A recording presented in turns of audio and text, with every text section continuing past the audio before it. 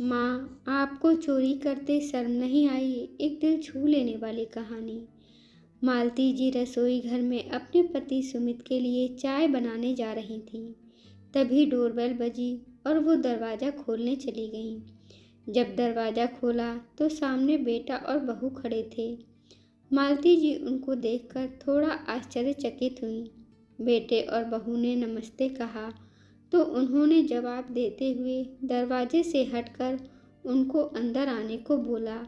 वो पति के कमरे में गईं। अनूप और नेहा आए हैं। मालती जी कमरे में घुसते हुए अपने पति सुमित जी से कहा। सुमित जी ने अखबार चेहरे से हटाकर पत्नी की तरफ देखा। थोड़ा गुस्से से पूछा, वो लोग क्यों आए हैं? उनका क्या है यहाँ? थोड़ी तल्खी से बोले, आता हूँ बाहर। क्यों गुस्सा हो रहे हो? जाने दो। आपके बेटा और बहू अभी आगे पति से कुछ कहती कि सुमित जी ने कहा, बस करो मालती, कितना सब्र करोगी? कभी तो जुबान से कुछ कह दिया करो। किस मिट्टी की बनी हो? सुमित जी बाहर आए तो ड्राइंग रूम में अनूप और नेहा, उनके बेटा और बहू बैठे हुए थे। पिता को देखते ही दोनों उठे और पांव छूने के लिए झुके। ठीक है बैठो, कहते हुए सुमित जी एक सोफे पर बैठ गए। मालती जी किचन की तरफ चल दी। जब तक मालती जी चाय और कुछ खाना पीना लेकर नहीं आईं, तब तक कमरे में गहन चुप्पी छाई रही। मालती जी ने पूछा, और सब ठीक है? आज 5 साल के बाद हमारी याद कैसे आ गई?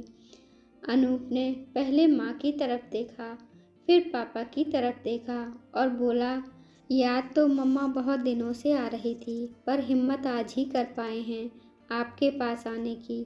और अनूप उठकर पापा के पास गया और उनके पैर पकड़कर बिलक उठा।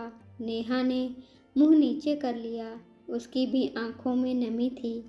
सुमित जी ने कुछ नहीं कहा। मालती जी की आंखों में आश्चर्य था। कुछ पूछती कि अनूप की आवाज़ आई, पापा थैंक यू। शब्द बहुत छोटा है, पर आज आपकी वजह से ही मैं सिर उठाकर सबका सामना कर पा रहा हूँ। अगर आपने वक्त पर हमारी सहायता न की होती, 30 लाख न दिए होते, तो पापा आज मैं जेल में होता। मालती जी ने चौंक कर पति की तरफ देखा। 30 लाख कब दिए?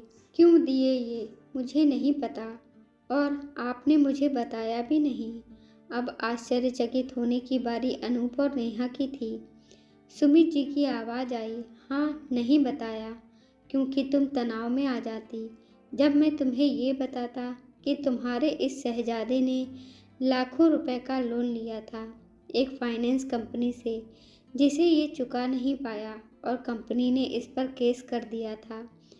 तो वो मैंने चुका दिए बस। नहीं पापा, बस नहीं। आपको नहीं पता आपने हमारे लिए क्या किया है।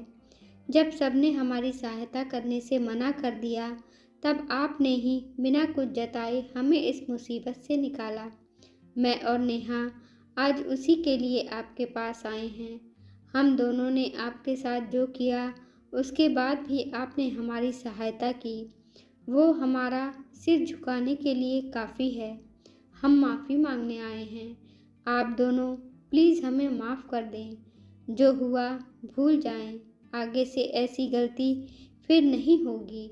हम फिर इकट्ठा रहेंगे। आपको शिकायत का कोई मौका नहीं मिलेगा।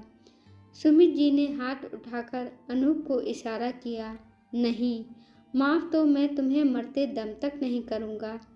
तुमने मुझे कुछ कहा होता तो शायद मैं सह भी लेता, पर तुमने और तुम्हारी बीवी ने अपनी इस माँ पर सोने के कंगन की चोरी का इल्ज़ाम लगाया था। तुम भूल गए थे, तुम्हारी इसी माँ ने तुम्हारी बुआ के लिए अपना सारा सोना तुम्हारे दादा दादी के हाथ में रख दिया था कि घर की इज्जत का सवाल है। सोना तो ज़िंदगी में कभी भी बन जाएगा, पर आपकी पगड़ी मैं उछलने नहीं दूंगी। खुद नौकरी करते हुए भी कभी पैसों का मोह नहीं रखा। तुम्हारी पढ़ाई लिखाई, तुम्हारे करियर को बनाने के लिए उसने क्या क्या नहीं किया, मुझसे पूछो। और तुमने अपनी माँ को ही चोर बना दिया। तुम्हारी बीवी ने तुम्हारी माँ की अलमारी की तलाशी तक ले ली और तुम उसका साथ भी देते रहे थे तलाशी में। तुमसे एक बार भी विरोध में कुछ कहा नहीं गया। इसका अर्थ तो यही था ना कि तुम्हें भी लगता था कि तुम्हारी माँ ऐसा कर सकती हैं। और बाद में वो कंगन इसी नेहा की अलमारी के नीचे मिला तो बड़े आराम से कह दिया, सॉरी, कभी कभी ऐसा हो जाता है।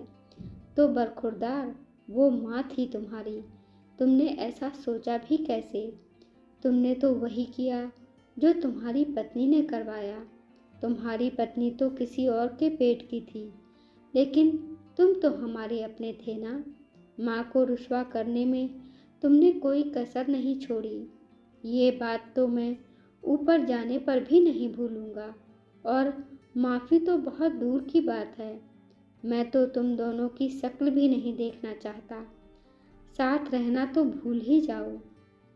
आज मुझे मेरा ईश्वर भी आकर कहेगा कि इन्हें माफ़ कर दो, तो मैं उसे भी मना कर दूंगा। इस देवी का अपमान मेरे स्वाभिमान पर एक चोट है। तुम्हारी सहायता भी इसीलिए की कि अगर तुम्हारे जेल जाने की खबर इसे मिली तो ये उसी दिन ऊपर चली जाती, और मैं इसे खोना नहीं चाहता।